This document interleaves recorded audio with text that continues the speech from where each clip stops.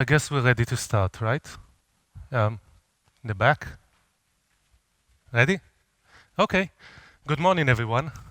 Uh, nice to see you all. Um, Welcome to my session about the secret unit testing tools no one has ever told you about. My name is Dror Helper. I'm a consultant and a software architect. I get to write a lot of code, usually in C++ or .NET, Java from time to time. I do a little client work, but don't ask me any question about that. And I also mentor and teach developers about how to write better code, what we refer to as engineering practices. Unit testing, clean code, TDD, design patterns, you name it. I have been doing that for quite some time now. And I also have a few Pluralsight courses. Anyone here is a C++ developer? Well, I have two courses on unit testing in C++ and mocking in C++. You want to check them out. Also, another course in an unrelated topic, AWS Lambda, but that's me. And I have a blog at helpercode.com where I write about anything I find interesting, usually software related, and a Twitter handle where you can reach me or tweet about the session or whatever you want to do with Twitter. Now, that's me. What about you? Who here write code for a living? Developers. Okay, so all the room. C++ developers I saw, yeah, good for you. .NET developers, okay. Most of the examples will be in .NET, but their patterns and tool apply to all three of those at least. Java developers, okay.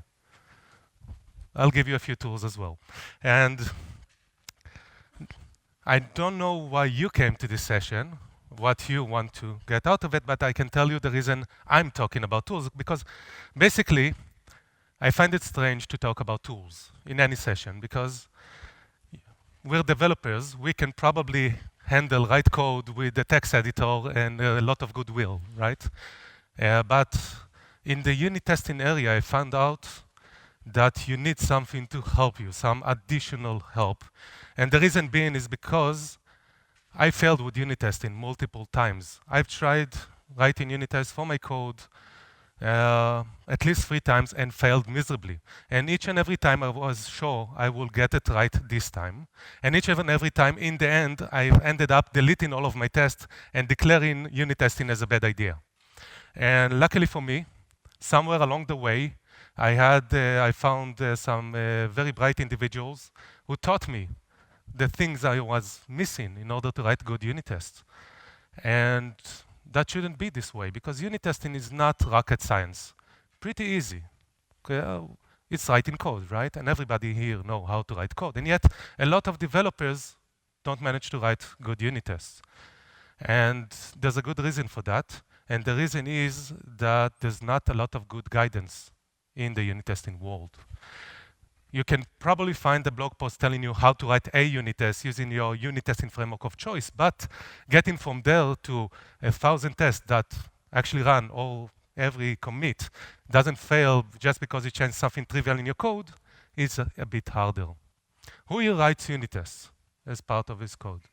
Okay, so you might agree or disagree, but we'll see. And there are a bunch of tools that no one talks about, and this is the reason we have this session. But we'll start from the bare background, the tools everybody knows about, right? Everybody knows about this tool. You might recognize it as a unit testing framework, right? This is NUnit. Those of you in the .NET space probably can recognize NUnit. And actually, it's two tools, because I have here a unit testing framework and a mocking framework. Because if we look up here, okay, let's do this like so. This is the first thing, the first capability the unit testing framework will give me. The ability to mark a bunch of random methods as a test, right? You put something on top, and it's a test from now. And the other thing I get out of my unit testing framework is this guy in the bottom called the assert. And this is about it. I won't get anything more. And also, I have here a mocking framework called Fake It Easy. Who here writes unit tests without a mocking framework? It's almost impossible, right? The idea behind mocking framework is very simple when you think about it. The idea is that we need to isolate the test from any external dependencies, such as a database or additional services. And so we use this tool to create a class, essentially, that does absolutely nothing, but look exactly like the class I want to use. So in this example, I have a repository which I don't want to run as part of my test because I don't want to call an actual database. It will take too long, and I need to fill it with data, which will change from test to test. And in a unit test, I want to extract, remove that dependency, not run it. And I do it by creating a fake object. And that fake object does absolutely nothing. I can call any method there, well, as long as I follow several guidelines. We change from mocking framework to mocking framework. And I get a repository does absolutely nothing. I'll create two products, and I'll tell that repository, that dumb object, to return each of those two instances when called with a specific argument. And that's it. So essentially, I mimicked the database in a very specific part of its functionality in order to test something completely different without that repository. And basically what this test does is I'm testing a shopping cart, and I want to see what happens when I add two items that I know about from the database. And I want to check that if item A costs 100 and item B costs 200 in your currency of choice, then the total there will be 300. And this is a very simple unit test. And if we go somewhere else, not in .NET, we see the exact same picture. Anyone recognize this unit testing framework? Anyone recognize the actual language? It's Java, right? Because the curly break is in the wrong place, right? Yeah, this is actually the grandfather of them all. This is JUnit, the first actual commercial, widely used unit testing framework. And it looks exactly like the previous example. The code is the same. I have something to mark the method as a test. They call it annotations in Java, but it's the same as attributes in .NET. And I have an assert over here. And I have a mocking framework called Mockito, which I use to create the same effect. And it's the same test, essentially, word by word. So the good news is that if you know how to use one unit testing framework, you can probably use them all, including in C++. This is C++. Looks exactly the same, right? Mark the test, here macros, but other than that, you mark the test, create a fake repository, set behavior, assert. And all of those unit testing framework are essentially derivative of JUnit, or as we name them, X unit testing framework, not to be confused with XUnit, which is a unit testing framework that follow X unit testing framework guidelines. And all of them look exactly the same, behave exactly the same. There are some small changes, but if you can read one, you can read them all. And this idea hasn't changed much since 2003. We're talking 15 years ago. And our code has changed tremendously since 2003. And I find it to be a problem because if you look at a unit testing framework, such as this, badly named because my test is probably not a good name for your test, although it is my test. Essentially, it has absolutely nothing to do with unit tests. This is a method. It has code inside, which I can run when I want to. And I saw developers use unit testing framework to debug their code. They just write a bunch of code inside, put a breakpoint, and debug it, and it starts fine. Because the unit testing framework gives me absolutely no guidelines, no warnings, no nothing about what I write between those curly brackets. I can put whatever I want there, up to and including the kitchen sink. I can write a huge mess there, and the unit testing framework will not care. It will just run the method. And that is a problem. Because when starting with unit test, I used to write code there, a lot of code there, following the same guideline I use in order to write good production code. But unfortunately, those are not the same guidelines you need when you write unit tests. There's a slight difference between those. Because a good unit test doesn't need to follow the same rules that production code need to follow. It's simpler. And it has a completely different objective. First of all, when writing unit tests, the first thing I want to be able to do is write it as quickly as I can, right? If anyone here ever had to ask his manager whether or not to write unit tests, you know the answer, don't, right? Because it takes additional time. Simple calculation, writing just code and writing code plus unit test takes more. So let's not do that, it takes more time. So you want to be able to write your unit test as quickly as you can. The second thing you want from your unit test is to be readable. Because those unit tests, when you initially write them, they will probably pass. But they will fail, if they'll fail, in a week from now, in a month from now. Or you'll write your code minding your own business and someone else's test will fail. And you want your test to be as readable as possible because you want to be able to understand why that test has failed. So unit tests need to be readable. And readability in unit tests trump almost anything else you can think about. Because if the test is readable, you're halfway there. Unfortunately, unit testing framework can't measure readability, so it's up to you. You need to know how to write readable code. And it's not necessarily the same as writing readable production code. And finally, I don't want to maintain those tests. I don't want to have to update my tests each time I change something in my code. I just want to find a test failing when a bug was introduced to the system and not before, or a requirement change. But usually when we write unit tests, because we know the code, we usually write the unit test for my code, right? And then I want to be able to keep on changing my code, refactor it, change the methods, change the classes, change the method signature, add a parameter to my constructor without needing to go over 100 tests and rename them or change them or update them each and every time. Because I guarantee that if you'll have to do that, you'll stop using unit tests by the third time you need to do that. Because it's too much of an hassle. It takes too long. So, as I said, I've been bashing unit testing framework for the last 10 minutes.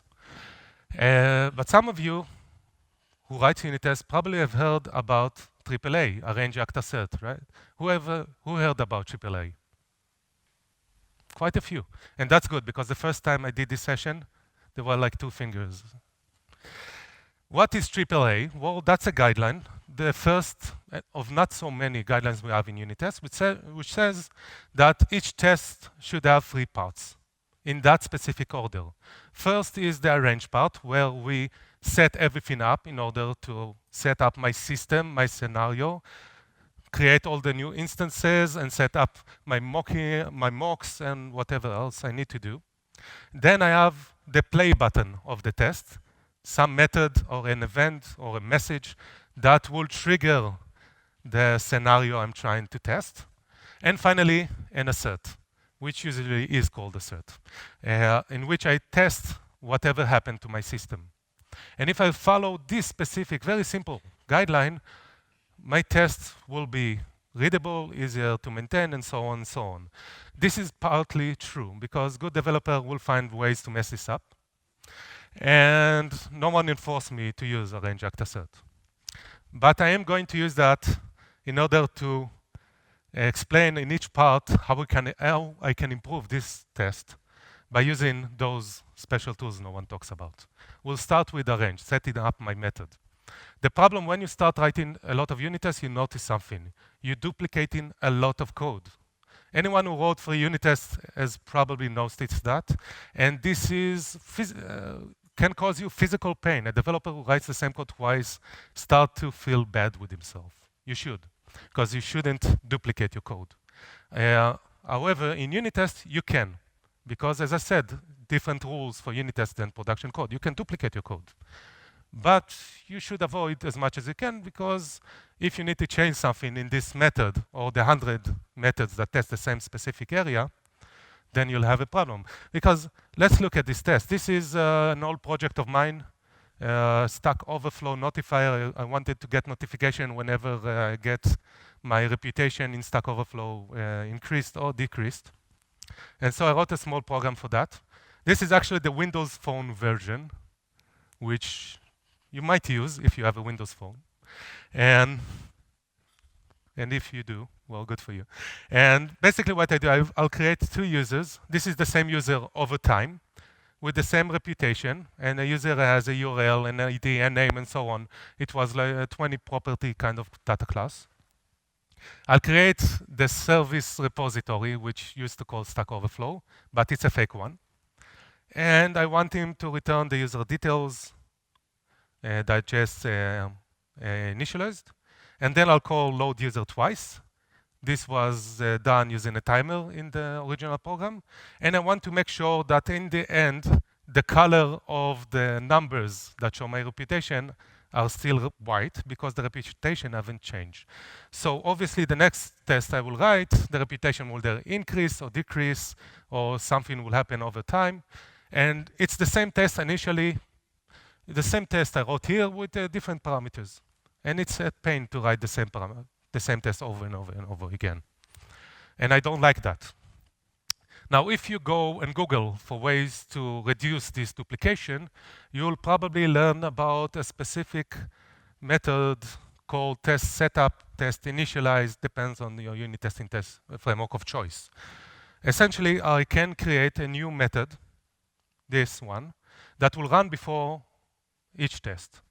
And in that method, I can write all of the initialization, all of the range, and then my tests become very small and concise and very nice, easy on the eyes, basically. And there are a lot of consultants and books that will show you to do exactly that. I disagree. I think that's a bad idea. That's a best practice. That's one of the things that a unit testing framework shouldn't have. My personal opinion. And the reason is that I'm missing something here, right? These methods are written inside the class, and in order for them to work together, I'll need to add a field to that class that will be shared between those methods, the initialize and all the tests.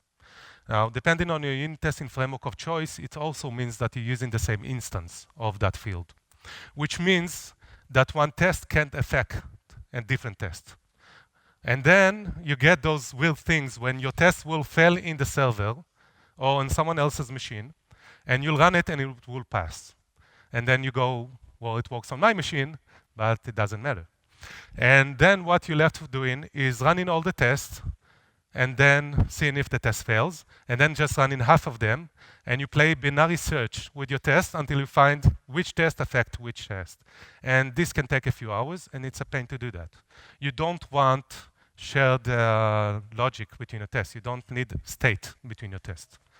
So that's a bad idea. The other bad idea is that once the test failed and you actually reproduce that failure on your machine, you end up with having your logic in two separate places, the initialization and the test. And then you play with your mouse scroll because you go all the way up, where you usually write your initialization, all the way down to your test, and try to understand how one affects the other. And if you're working with extremely talented programmers, you might end up with this. This is actual code a colleague of mine has written. As you can tell, we have 5 fields at this time. We have an initialization method as long as possibly can that does a bunch of things, and then the tests come and you have no idea what you're using and what you need, and how the hell did I get to this position? We'll handle this later. But there are ways to reduce this duplication without resulting with 2 different methods, huge methods. By the way, you know how many tests we had in the end for that specific area of the code that we needed this big initialization? Can you guess? The answer is 1. So we ended up paying for a huge unreadable code for something we didn't really need. So what can we do? The first idea is use factory method, extract2 method. I'll take the creation of that user, put it in the method. That method only care about my reputation because that's what I'm testing, and I'm done, right? It's as simple as that, and it will work. Unfortunately, in the next test, I might discover something, which is not everybody understand what to extract a method and what's not. As a consultant, I get to come to a company, tell them all my bright ideas, go away, come back after a week or a month. And with one client, I explained how they should extract some of the initialization into methods, went away, came back, and saw something like this. And basically, this is not fun. They had exactly 3 methods, each of them with between 10 to 12 parameters. The first one was called initialize the system, the second was called test the system, and the last one was called check that everything is okay. Because they over-extracted everything, because that's what we do in production code. You know, duplicate code, you put inside methods and base classes and whatever. And it was impossible to understand what the test actually does, because they extracted the important stuff, the things I care about in the test. So that's not a good idea. The second problem being that although I needed only the reputation in one test, in the next test I needed to change my image as well. And then I ended up with the number of permutation of parameters in that class of factory methods. And this is very painful, very hard to maintain. If you make a small change, you need to change all those factory methods, and you don't want to do that. So if you get to this point, you have to consider other alternatives. And the first of which being the builder pattern. This is one of the design patterns from the original design pattern books. And the builder patterns is used in order to initialize an object in which I don't care about most of its properties, and I only care about some of them. And I do that by initializing all the properties I need. In the real code, I had 20 of those. In the constructor, I'll just put valid values inside, and that's it. And I have a method called build, which returns the object I need. So far, it's very simple. Now, for every parameter I want to update or change in my test, I'll create a method usually called with something. With name will change only the name. Remember, when I'll call build, it will use that new name inside my class. And with reputation, will change only the reputation. I have one for each and every property. And then I can write this code. Create me a new user with reputation 10, and the rest of the properties I don't care about as long as they're valid. And that's it. And I get 2 things after using the builder pattern. It's very useful for big data classes. When I have parameters either as input or initialization that has a lot of properties. And that way, I'll write less code, but I don't need all the parameters I'm not using. And when someone comes and read my test, he understands exactly what I care about and what I don't. He sees that and he says, okay, this test has something to do with reputation, not name. So I don't need to initialize the whole class. I do that in the background inside my builder. And it will make your life easier. The second pattern or tool called AutoMocking container. AutoMocking container, and you can find a very good blog post by one of the speakers called Mark Seaman, is essentially harnessing another tool called inversion of control container, IOC. Heard about IOC? It's a class, yeah, container, that will create another class, the class I care about. And it will create that class with all its dependencies automatically. And an AutoMocking container will create that class with all the properties, all the dependencies faked automatically. And I can show you in code, because I noticed that people, once you start debugging, then you really understand. This is the test from, remember that one? With all the initialization, and this is the test. But something, if you look at the initialization, the setup here, you'll notice something. Most of the fake objects I'm creating, I just need them in order to create my service. And that's it. I just need something to pass in the parameters. I don't do anything with them other than that. So instead of writing this test, I can write the same code with the AutoMocking container using AutoFake. That's an AutoMocking container, which use AutoFac, an IOC container. And basically, I'll just get the fake catcher, which I need in order to set a behavior on it. I wanted to throw an exception. And I just want to return it from a fake creator. And then I'll call the AutoMocking container, and I'll tell him, give me a real class with whatever you have.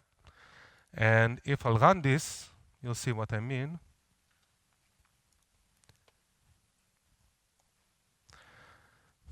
Instead of calling new with the constructor with all the parameters, because we use dependency injection and we want to pass all the parameters through the constructor, I'll call the AutoMocking container .resolve in this case. And if you go to the constructor of this class, hopefully, which I didn't put a breakpoint, so here you go. Back to the drawing board. So going back to the constructor of that class, I can notice that each and every one of them, of those dependencies, was in fact faked automatically. So I get a fake object that I didn't need to declare, and if that constructor will change with more dependencies that I don't care about in that test, I'll get them as well automatically, and I don't need to update my test over and over again. And that is a cool thing to use. Now, no one usually talk about AutoMocking containers, and some mocking framework have them built in as well. And you should use them, because your code becomes so much simpler. Instead of doing all of this, I ended up just declaring the fake object I do care about and getting the class back out. And I don't need initialization split it between methods, and everything becomes simpler. So this is AutoMocking containers. Moving on, let's talk about assertions. Assert is the thing that comes in the end of the test, right? For example, right here, can you spot a problem in my test? 5 lines and I managed to do something wrong. Anyone have any idea what I did wrong? How about now? What is wrong with this test? Too many assert. You're testing too many things, right? There is a rule called one assert per test rule, right? Anyone ever heard about the one assert per rule test? One assert per test rule, sorry. Which means that you only have one assert in each test. The reason being is that otherwise the test will be very complex, and there's also technical reason to do that. And so on, it means that if I have 2 assert in my test, I have 2 tests, right? Wrong. This is actually, I find it to be insane saying that, because if you look at this test, how many things I'm testing here? There are 2 assert, but I'm testing one thing. I'm testing the result of some operation. And that result actually has 2 properties. One of them is ID, and the other one is content. But I'm testing one thing. There's no point in having 2 tests for this. But there is a problem here, because the way assertion work in JUnit, NUnit, XUnit, all of those, is that if the assertion is wrong, you will get an exception from, and the test will fail, which is good. But the bad thing is that you have no clue about the other asserts. You don't know what happens with this line, with the second line over here, if the first line fails. Now it's completely different failure if the ID is wrong, but the content is right, from the failure if both of them are wrong and I got a different message. And I want this information because it will make my job easier to maintain. Now, unfortunately, JUnit started with those exceptions, the idea for an exception from assertion, and everybody follows suit. Because it's easy. It's very easy to throw an exception. You can write your own assertion library just for an exception whenever it's false. Put a nice message and I'll understand the problem. And we did that because usually the guy that running the test is not the same one as the unit testing framework. We can run unit tests from within Visual Studio, command line, whatever, ReSharper if you use it. And you want to decouple the implementation of your unit test from the runner. But it's not necessarily the way to go, because there is a programming language called C++ where they don't throw exceptions on assertion. They just write it down, and in the end of the test, tell you about all the failures together, exactly what I want. Unfortunately, no one has did that in .NET, Java, and so on. And so I ended up with writing my own code to do that. Basically, what happens here is that I'll take a bunch of assertions, action actually, it's not even assertions, run them in a loop, catch all the exceptions over here, and then throw them together as one exception in the end. And you can use this code. It's very simple to use this code. It looks something like this. I have 2 asserts. Tell me about all the failures. I called it assert all when I wrote it back then.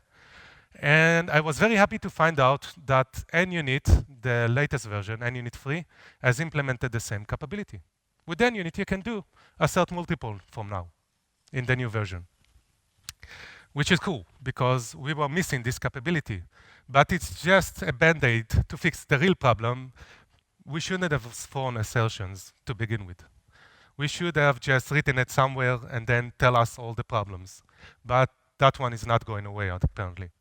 And JUnit did the same, and you can see it from JUnit documentation, although they missed the point a bit, because once you get assert all, you tend to write a lot of code, and this is not readable or useful.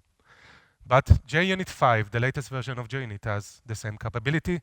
And if you look at the code, it's about the same as the code I showed you before. Run everything in a loop, store all the exceptions you get, and then throw them in the end. Which is cool. You should use those capabilities, but you should not abuse them, which means that you should still test only one thing. Just because you can doesn't mean you should, and so on. Now, quick question. What is the difference between those two very trivial assertions? Because I'm testing that 2 plus 2 equals 5, which is wrong. But there's a big difference between those two. Very important one. Anyone can spot the difference? Exactly. Yes, in all the JUnit derivative, well, almost all, Google test doesn't do that. We expect something. We expect the expected value to be on the left, and the actual value, whatever I got out of my test, to be on the right. That's the way it was originally in JUnit. And it means that when I get an error, when the test fails, I'll get two different messages. One will say, you expected 5 but got 4, and the other one will say you expected 4 but got 5. Obviously, this is a trivial example. In your code, you will probably get confused if you put them the other way around. Now, I think it should have been the other way around, because usually we say 2 plus 2 equals 4, not 4 equals 2 plus 2. This is weird. And most developers starting, or some developers starting with unit testing will write them the other way around because it makes more sense. And then you get the bad error message. You don't understand it. You see the code and you say, oh, I missed that. What about this time? Another different. What is the difference between using are equal to is true? And again, the answer is the error message. Because while I get a good error message out of not equal, with is true, I will only get, no, it's false. And again, it means that I probably need to debug my test now. And I don't want to do that, because I could have gotten all the information from my tests. But using is true should have been the right way to go, because as a developer, I find the other one, the is true, to be more readable, more understandable, and more intuitive. I want to write code. I want to tell you in my code exactly what I want, and you'll do whatever you need, right? That is not my job. The framework should do that. And there are frameworks that will do that for you. Unfortunately, they're in C++. So I wrote something in .NET, but it was a while ago, and I'll talk about that. So assertions. There's a lot of assertions. It's hard to find the right one. And the right assertion will give you a good error message, while the wrong one won't. There's the parameter confusion, whether to use the left or the right. And the nice thing that some unit testing framework did is that sometimes the expected value is on the left and sometimes on the right. For example, if you look for a substring, it will be on the right, or in Microsoft unit testing framework. Doesn't make it a bad unit testing framework, just confusing. The expected is on the right side from some of the assertion, on the left for some. And finally, depending on what you use, there are additional assertions you never heard about. For example, in any unit, you have string assert class and collection assert class that you should use, but you might have never heard about them because they're not in the main assert.something class.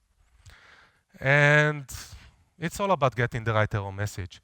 So I wrote something called Dror Helper because I like to put my name into stuff. And I just use .NET, which has expressions and Roslyn and whatever, in order to analyze what's written here, understand that we have an equal, and use assert are equal in the end. And it's as simple as that, and I don't understand why NUnit doesn't do that, because this is the way I want to see my assertion. Just make sure that this is true, and give me all the useful information you can give me if it fails. And it's very trivial. In fact, I didn't invent this idea. It was written by a guy in Microsoft for unit testing for a specific framework in which you can give the actual code you want to check, and it will give you the right assertion instead. Unfortunately, that framework called Silverlight, so the code is unreachable and you can't find it anymore. My code is on GitHub, you can look. And if you want to create a .NET Core version and just send me a pull request. I'll be happy. And there are additional assertion libraries that will help you, make your job easier, such as Fluent Assertion in .NET and Shouldly in .NET, and there's Hemcrust in Java. And it will enable you to write better assertions and even assert things that you can't assert with the plain old unit testing framework. For example, here, I'm asserting that those two customers has the same properties, excluding the customer ID. And you can't do that properly with NUnit.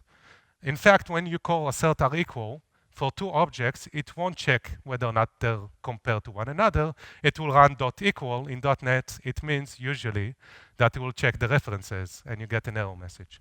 So Fluent Assertion Shouldly will make your job easier as well. Let's talk about test organization. We talked about arrange, act, assert, right? But when you start to write unit tests, there are additional problems you need to think about. For example, how do I call my test? What is the name of the test? This is something, books have been written about that. One of the speakers called Roy Oshrov has invented a way to call his test, which I use to this day, and Google it and you'll find it. That's one thing you can do. AAA, you can mess up AAA, as I said before. What should you test? You know, I have this bunch of code, this huge pile of code. What is the unit? No one has ever defined what is a unit in unit test. We know the properties of a unit test. It should be fast, isolated, so on and so on. But no one has defined something that you can take your code and say, this is the unit. No one knows. It changes from project to project. And how do I not write complicated tests? And again, those problems, developers has been thinking about those problems since 2003 when JUnit first came out. And one such, the consultant called Dan North, ever heard about Dan North? Invented something called BDD. But he didn't, I don't think he meant to invent behavior-driven development, just wanted to make test-driven development a more concise science. Define what the unit is, what you should test, what you should perform, and so on. And BDD, behavior-driven development, essentially uses a bunch of tools, derivative of Cucumber from Ruby and then Java, SpecFlow in .NET, which has two files. Each test is combined from at least two files. One is the specifications written in semi-human readable way. So you can't really mess up because otherwise it doesn't make sense. And the code that runs those specifications. And the specification looks something like this. The thing at top is just the description on white. What you care about is the given when then, also known as Gherkin syntax. Given that I have done this thing, and then I do this thing, that's what I expect to happen. And a while ago, I was in a project where we used that capability. Here we go. And we've written a bunch of scenarios with given, when, then, and you can read them. You don't even need to know what the project was about, but you can understand, right, that I have a compiled solution in Visual Studio. We were running a Visual Studio extension. And the project is so-and-so, and I'm compiling that project. Then one test should run. Very readable. And anyone can read it, even your product manager.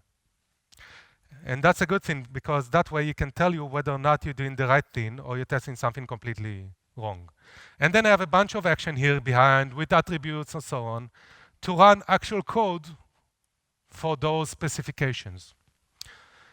Now, I've been using those BDD framework, which were, firstly, they were intended in order to test requirements, end-to-end scenarios, scenario tests, acceptance tests, integration tests, to write unit tests, because no one, it doesn't really care what you run here. So you can define your unit tests in the same way, with specification that a different developer can read and understand. But it's a bit of a pain, because you need to maintain two different files. You need to maintain the specification file, and you need to maintain the actual code behind. But luckily for us, there are a bunch of tools. I know of one in .NET called BDDFi, and this is SpecFlow, sorry, BDDFi. BDDFi essentially let me write the specification in code. So I have only one file for the specification and running those specifications. It's written in a very concise and easy way to read and improve. But the cool thing about BDDefy, and this is one of the APIs, and it discovers the steps, the specification from the test method. You see, it begins with given, when, then, automatically. And it has a Fluent API as well. And once I write those tests and run them, then I'll get the scenario. It will write the scenarios that I can show my customer, product manager, or just for me. And if I'll write horrible stuff here, then I won't be able to read it, and I'll rename my method as well. And this is cool. And the cool thing is that it also creates an HTML kind of file that I can put on my source control or in my build server and show everyone. And now we understand exactly what I've been doing and what failed without reading the code. But the real plus side here is that the tests become more readable and I get guidance along the way. This is a simple unit test. It's not that difficult. Essentially, I have two files in this size, and I set a bunch of things. And when I try to log something and I'm over the amount of space I'm allowed to use, then I should delete those files. And that's not nice. This is the same test using BDDefy Fluent interface. Given that I'm out of storage, and there are log files in this size, and I write a new log message, then all the log files are deleted. Now, writing this test, I didn't need to think what I'm testing, what I'm doing. I just told you what I'm doing and wrote the code accordingly. And if I'll run this thing as well, we can see the scenario. And we can verify that it actually makes sense as well. And everyone can read it. And it will force me to work in a specific structure. Very good structure. Now in Java, we have a Spock that does the same thing. Write some code and you get the specification out of it. And no one said it has to be requirements. It can be whatever you want. So you can write unit tests using those frameworks as well. So this is the test structure, basically. And good for us. Let's talk about test execution. Once you start writing unit tests, you'll end up with a lot of unit tests. And I offer you that you have a build server as well that will run those unit tests on every commit. And you should run all your tests on every commit as well. But the more tests you have, running all the tests take more and more and more time. And if you have integration tests as well, which tend to run a few seconds and not less than a second, that time adds up to a few minutes or even an hour. In one project, we had 3,000 tests. They will run for 15 minutes. I don't want to run 15 minutes worth of tests every time I make a change, unless I want to grab a cup of coffee in between and have a good excuse. I want to run only the relevant tests to that change, and that's it. And there's a bunch of tools that will help me do that. Those tools, I call them continuous test tools. Those tools basically are coverage tools that can know which test relates to which part of your code. And when you change your code, only the tests that affect that piece of code will run. Okay? Question? No? So .cover from JetBrains will do that. And Visual Studio 2017 onwards, if you're lucky enough to have the Enterprise Edition, you have something that is called Live Unit Test that will do that as well. It will run coverage and know exactly what code relates to what part of your code. And when you change your code, it will run only the tests you want to in the background. So you need a few processors on your machine. But other than that, that's it. But the first one that actually got it right was NCrunch. It has a lot of capabilities, and if your project is not trivial, you might want to check it out as well. And TypeMock, which I used to work there, have something as well called Test Runner that will do the same thing. And what is the same thing? Here we go. Let's look at my assert helper, the assertion library from before. Now, assert helper has a lot of classes in for different asserts. And I have, right now I have 53 tests here. And once I run coverage, this is .cover from JetBrains. it knows exactly which tests run. 6 tests pass through here, and 5 tests pass through there, and so on. Now, if I'll make a small change, a breaking change in my code, I'll just change that, save, and compile. I can go and continue doing something for my test. Did you see that? Or was it too quick? And my tests will run in the background. Let's do that again. I'll just do magnification as well.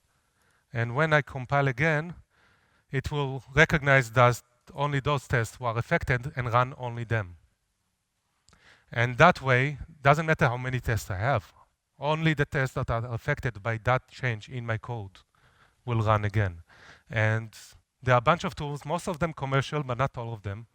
If you already have ReSharper tools license or suite, or you have that capabilities.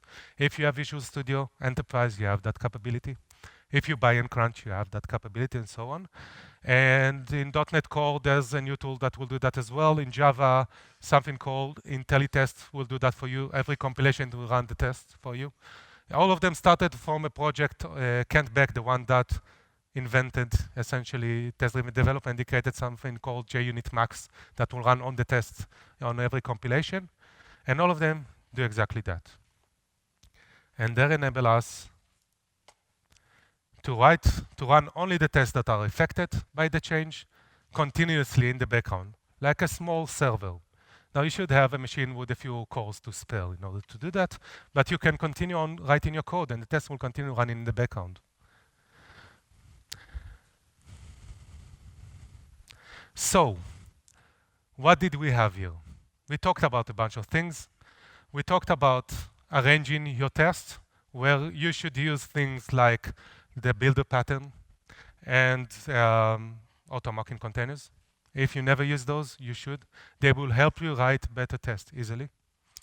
And in assertions, you might consider using multiple asserts now that we have them, or write your own.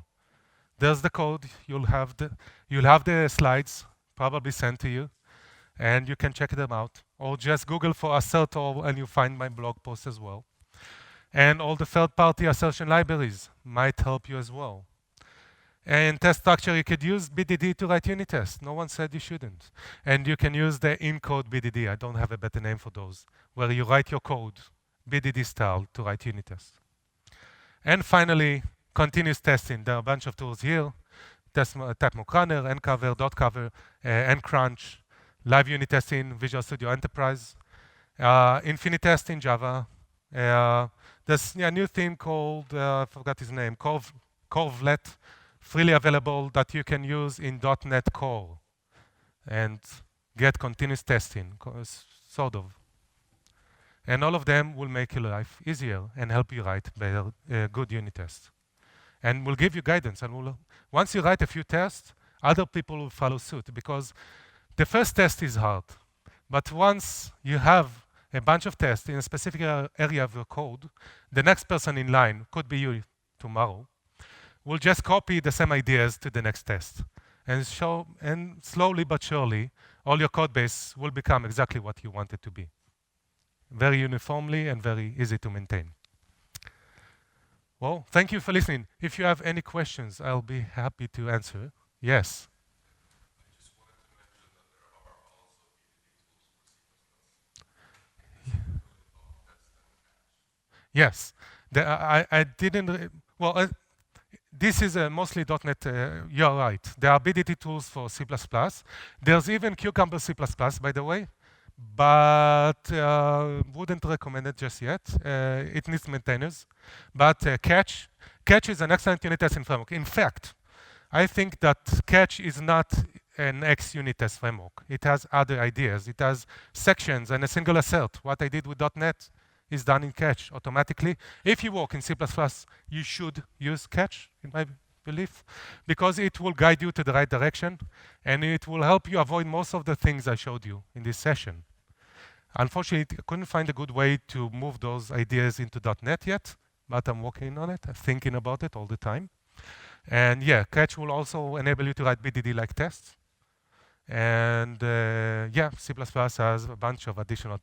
In fact, unit testing in C++ makes more sense, at least to me, than in .NET in a way, because the tools keep changing there. People find new ways, cool ways to do things. And in .NET, well, we have JUnit, we'll do the same thing all over again. XUnit, MSTest, NUnit look exactly the same. Java, quite similar. TestNG, JUnit look about the same. Only C++ people trying stuff. They're used to that, I guess. And so we get new ideas as well. And my first Pluralsight course, by the way, is about catch. And I'm talking about that as well. Anything else? I've tried using mutation testing in Java. Okay. It can be quite useful in certain scenarios. Unfortunately, I couldn't find any decent mutation testing frameworks for .NET. Is there something you Yeah, I think I did find something in .NET. Mutation testing, a tool I didn't talk about. The idea in mutation testing is, although I can check where I was in my code using coverage, it doesn't necessarily mean I'm actually testing everything there. I just passed through that piece of code.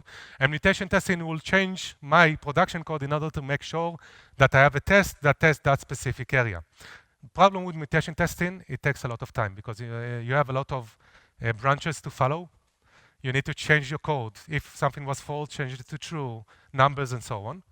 Null to not null, etc. And there is a tool in .NET. I think if you Google for that, I don't remember its name, but it takes forever to run the tests. That's the problem. don't really mind? You don't mind. You have a lot of time to drink coffee. Yeah. It's not something that you really need to run on every build, but it's something that you really like be able to do at least once in a while. Yeah. Yeah, mutation testing is a very interesting idea. And if you manage to create the right suite of tests, you will be very beneficial to you. And if you're willing to allow it to run either nightly or something like that, then you'll find places in which you're missing tests because it will change your code and check whether or not in each change your test will fail. And that's a good idea to add that to the session, by the way. But it's a whole session on itself. You should look it up because mutation testing should be done right, unless you want to wait a lot. Yeah. Anything else? Well, thank you very much. Well.